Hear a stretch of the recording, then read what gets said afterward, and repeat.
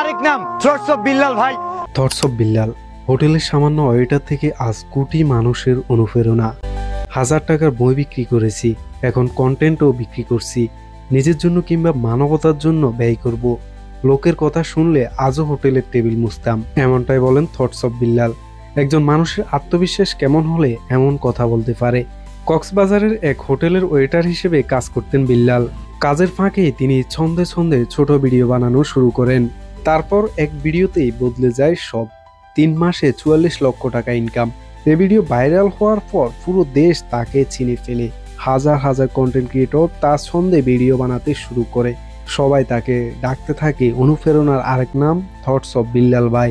এরপর দুর্ভাগ্য, তার 6 মিলিয়ন ফলোয়ারের পেজ নষ্ট হয়ে যায়, কিন্তু তিনি থামেননি, আবার উঠে দাঁড়িয়েছেন। তার লেখা 150 টাকা ছন্দের বই তিনি বিক্রি করেছেন 1000 টাকায়। এটা ছিল তার পরিশ্রমের দাম। এখন 15 থেকে 20 সেকেন্ডের একটি কন্টেন্ট বিক্রি করছেন 30,000 টাকাতে, আর ছোট ছোট কন্টেন্ট ক্রিয়েটররাই সেটি কিনে নিচ্ছে। সবচেয়ে ভালো দিক, এই টাকা থেকে তিনি সাহায্য করছেন গরিব অসহায় মানুষদের।